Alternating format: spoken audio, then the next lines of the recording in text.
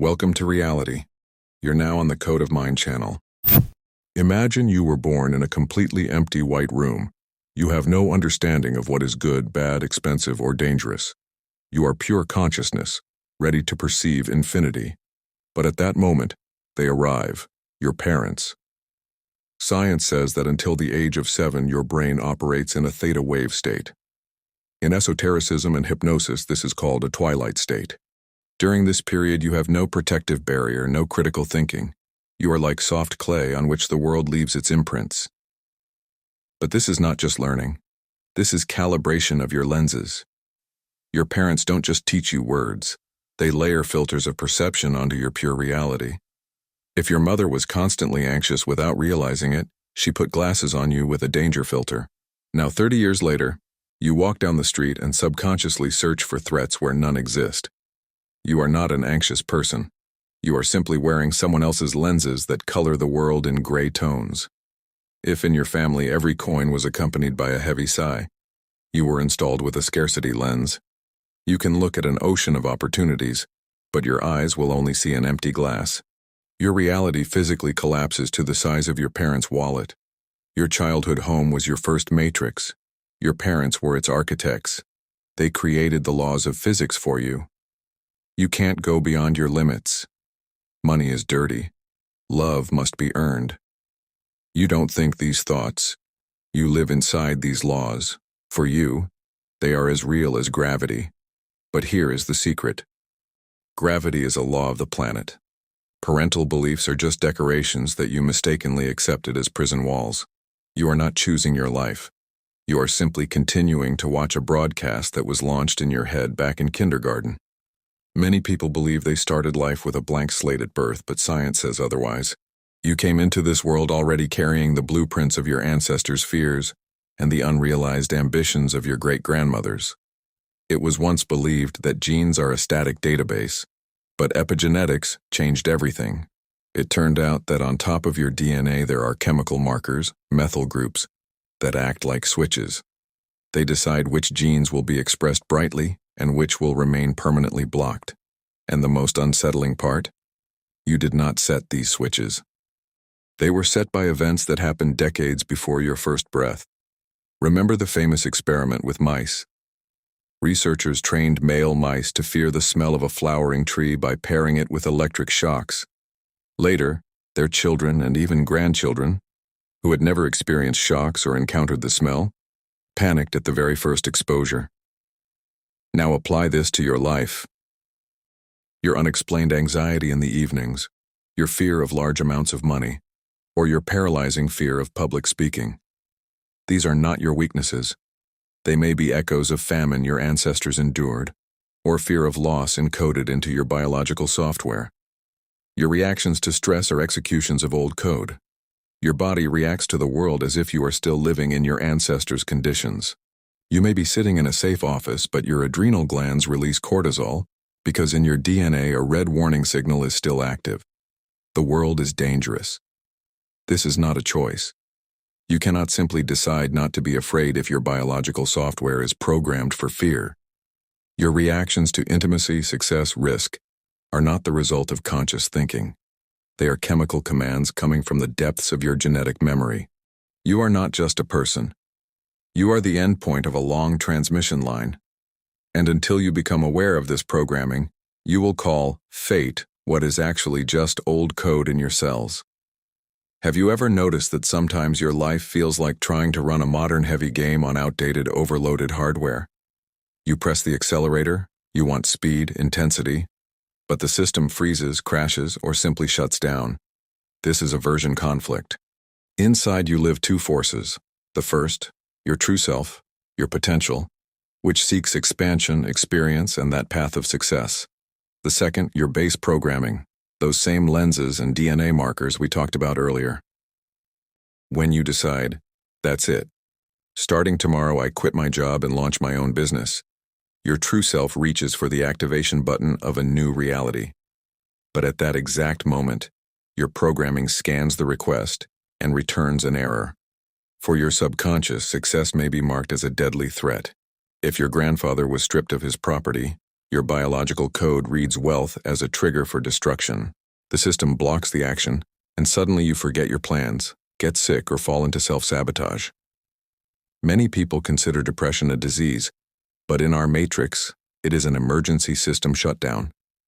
When the conflict between who you want to be and what your old code dictates becomes unbearable, the brain simply trips the circuit breakers. Apathy is a state where the system says, since any of your actions leads to a program conflict, we will simply cut the power. You get stuck in quantum superposition. You are alive, but not living. You want to move, but you cannot lift your foot. You are frozen between an old script that feels too small and a new one that your programming marks as forbidden. A someone else's script under your name. The greatest tragedy is that for years you may consider your failures to be your personality. I'm just lazy. I'm just not made for love. I'm just unlucky. No, this is not your personality. These are the consequences of someone else's code. Someone else's code. Someone else's code that you mistakenly accepted as your own voice.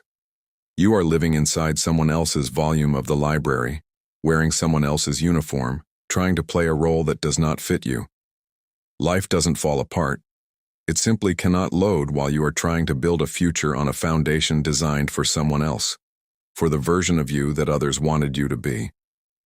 You are a hostage in the pilot's seat, where every control lever leads to a dead end programmed long before your birth. Have you ever caught yourself saying your mother's phrases during an argument or a moment of exhaustion? Or noticed in the mirror that same heavy look of your father that you hated as a child? This is not coincidence. This is the work of mirror neurons, a biological mechanism that turns you into a transmitter of someone else's fate. Mirror neurons are special brain cells that activate both when you perform an action and when you observe someone else doing it. In childhood, your brain absorbed not your parents' words, but their state. If your father handled problems through aggression or silent withdrawal, your neurons recorded this as the only working algorithm. You can read hundreds of psychology books, but in a critical moment, the repetition virus takes control. You don't choose your reaction. Your brain launches the oldest and most reliable file in the system. We are not just individuals. We are nodes in a massive generational network. Through your gestures, intonation, and even your way of dealing with pain, the code of those who lived before you is transmitted. You swore you would never raise your children this way, never live like that, never tolerate the same things. But mirror neurons operate quieter than your words. They copy the foundation, your relationship with yourself, your level of allowed happiness, and the boundaries of your freedom. If you are not aware of this process, you become a transmission link. You take the defective programming of your childhood, and without realizing it, imprint it into your children. This is the endless cycle of the matrix. The sleeping create the sleeping, copying the same mistakes, the same fears, and the same limitations. You think you are building your life, but in reality you are simply finishing someone else's house using old, distorted blueprints. Without awareness of this virus, you are doomed to repeat a script that never belonged to you. You are not the author. You are an actor who learned your parents' role too well. Breaking a code written over decades cannot be done in a second, but it can be stripped of its power. The uninstallation of old programming does not begin with struggle, but with exposure. The moment you see the walls of your matrix, they stop being unbreakable.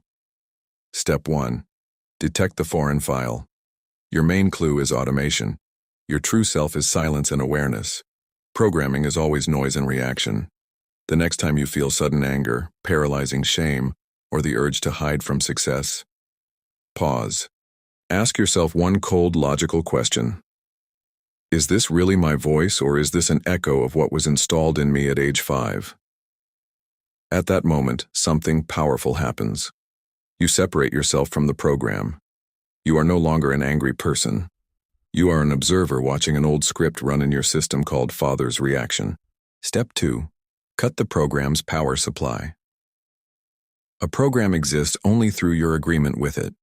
When you say, "That's just who I am," you sign a contract to continue the script. When you say, "This is just old code," the contract is canceled. Awareness is deinstallation. The moment you realize that your fear of big money is not a real threat, but a broken link from your parents' past, the program loses control over you. Step 3. Clean load in the quantum library. Now that you've cleared the space, you return to that point of superposition. In front of you is no longer one dusty road laid by your ancestors. In front of you are infinite shelves of a quantum library. You take that heavy old parental volume, thank it for helping you survive childhood, and close it. Now it's your turn to choose the script. Which version of yourself do you activate now? In which branch of reality do you want to wake up tomorrow? This is a clean load. You are no longer a transmitter of other people's destinies. You are the architect who finally takes a blank page in their hands. The matrix does not hold you. It only waits for your conscious choice. You have exited sleep mode. Your new script begins now. Thank you for being with me on this channel. I wish you the best possible branch of reality. Subscribe to the channel. See you in the next video. Take care.